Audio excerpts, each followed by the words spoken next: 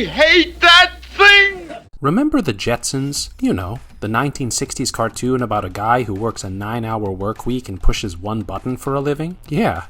In 2017, DC took that show and turned it up a notch. They used the very familiar Jetsons to explore heavy, hard-hitting topics like climate collapse, grief, nuclear bombs, and of course, labor exploitation. The comics look like the Jetsons, but it is more than the usual Saturday morning cartoon vibe that we are used to. So, I read all 6 issues, and instead of telling you about what happens play by play because that's what Wikipedia is for, I am going to tell you what the story truly means. So buckle up for this depressing take on George Jetson's life. Let's start with the one detail about this comic run that really stuck with me. Here, Rosie is actually George's mom. Yeah, you heard that right.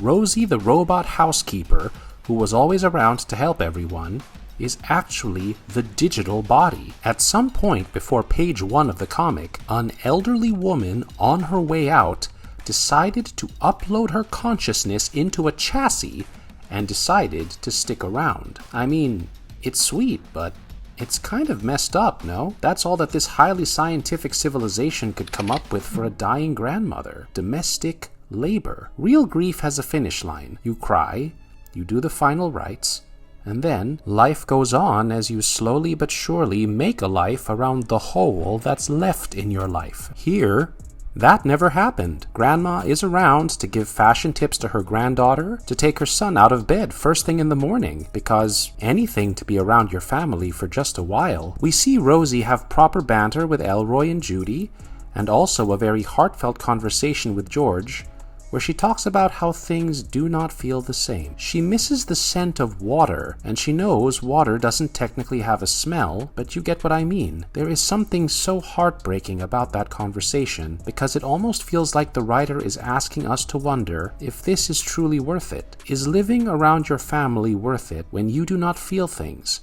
and have to base every experience on your memories? And it is all mentioned as part of a passing conversation. George asks his mother if she is missing out on an afterlife by being here like this, when she could have been with her husband Arthur, who we find out passed away before this robot technology became a thing. But she brushes it aside because family comes first. It is sad, yes, but poignant at the same time, because reading it, all I could think about was what I would have done if I were given that choice. I think I would like to move on, even if it means leaving behind everyone I love. What about you guys? What would you do? While you guys ponder over that, let me tell you more about the world of the comic, because it really gave us things we didn't even know were missing. The old cartoon opens with everyone living in the sky. We never really got a proper explanation as to why this became a thing, but then in this comic, the first issue lays it all out for us. The atmospheric temperatures spiked over a century ago, which caused ice caps to melt. As a result, the planet lost 1/5 of its land. Then, as if that was not enough, a meteor showed up shortly after, which hit the ocean, and the water displacement from that amazing crash landing drowned almost the entire surface of the Earth. So as a result, humanity was forced to build floating cities because that is the only way they could survive. The office gossip, the school field trips, Judy fussing over a gala outfit, all of the nice daily life moments we see are happening directly over a planet-sized tombstone that everyone had collectively decided to ignore. Because if you don't look at it, it doesn't exist, you know? And the main thing that drives the plot forward, this little exploration thing Elroy goes on to do for his father, feels less like home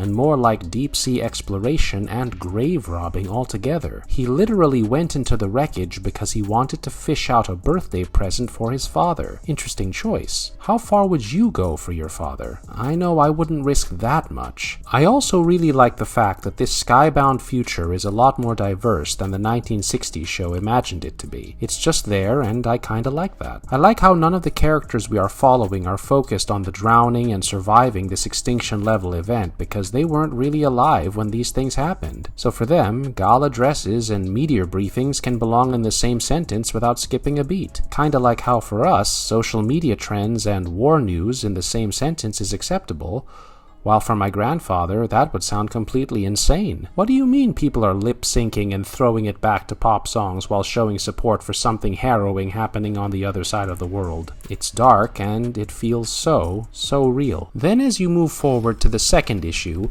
you realize that all of this technical marvel is basically held together with duct tape and optimism. A wiring fault nearly tips an entire school sideways with kids still in it, and in the middle of it, you have George doing a repair job. He is one of the very few repairers who can work manually, so he is in high demand. His boss basically refuses to give him time off, and George, bless him, gets sent to fix an outdated system. And what happens there? Chameleon-like creatures that can shoot electricity try to attack him. This is a security measure that they were supposed to turn off before George was sent in to fix stuff. But did they do it? Nope. And they don't even seem to be in a hurry to shut everything down while George is getting actively fried. His boss literally acts like his printer got jammed, and not like George is getting fried electrically. And this is the whole economic philosophy of this future. George is one of the very few people who can fix things, and his survival is still treated as a rounding error in somebody else's productivity report. The original show often made a joke about how his 9-hour work week was a bit too much for him, but in the comics, George never even gets to complain, because an easy job and a safe job are not the same thing. The third issue is titled The Small Moments, where we see the small moments literally. It is like a breather issue where we see the characters catch a break, but wait, there are problems happening. There is this mysterious creature stirring in the ocean, and they just found out that there is a meteor heading their way.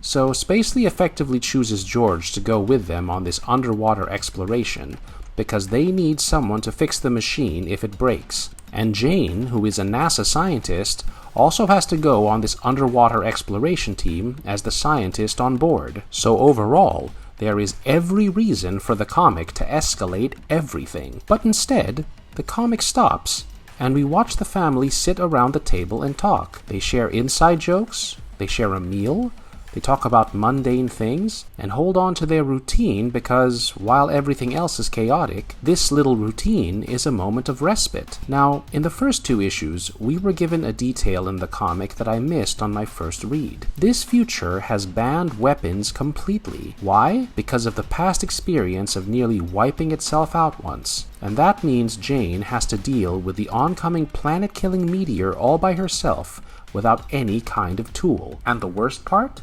She can't say that to anyone. But then, in the latter half of the series, we learn that George's newly appointed secretary actually built a nuclear bomb in secret. Because of course, when extinction is considered, the ban really doesn't matter, and the knowledge of making weapons was never forgotten. They just kinda went underground, and that's about it. However, that reveal comes later.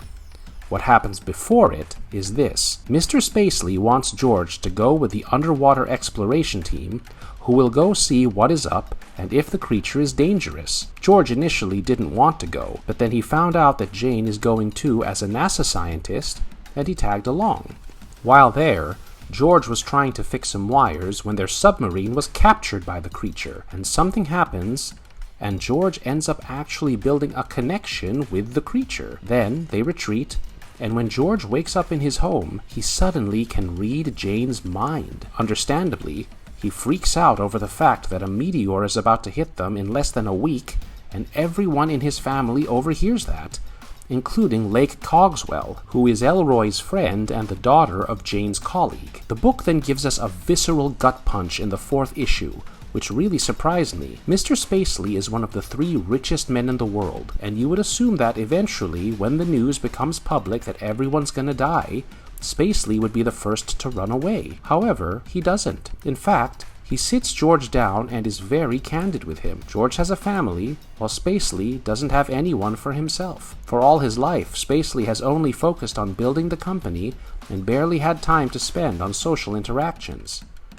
As a result, now he has no one to look forward to. So from where he stands, George is far richer than he would ever be because he has a family. And that's why Spacely offers to give George a sprocket with stasis chambers in it. 3, to be exact. All of his family can be protected using that ship, but that also means he might have to stay back. and die. However, it's something, right? In the midst of all of this thought-provoking character development, you know what else we get? George is able to hear Astro's thoughts thanks to the telepathy that he built. Yeah.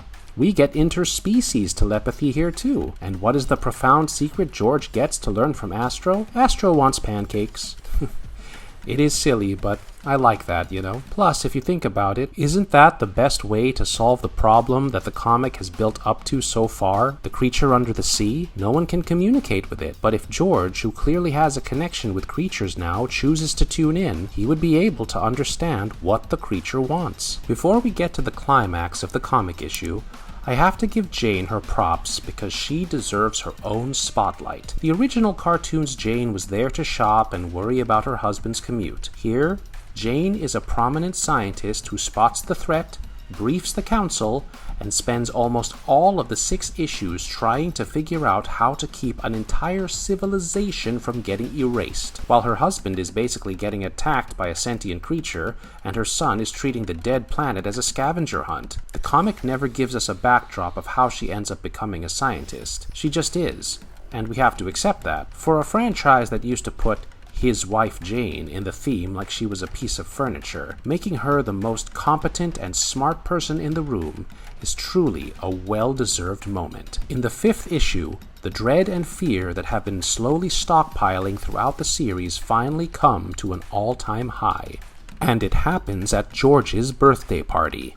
Elroy handed George the painting that he risked his life to get, and soon after, George is called into work, only to find out that his secretary, Lydia, actually made a very real nuke. And now, the plan is that somebody has to fly it to the meteor, with 0 chance of a return trip. George immediately decides that it's going to be him and his mother to go on this mission.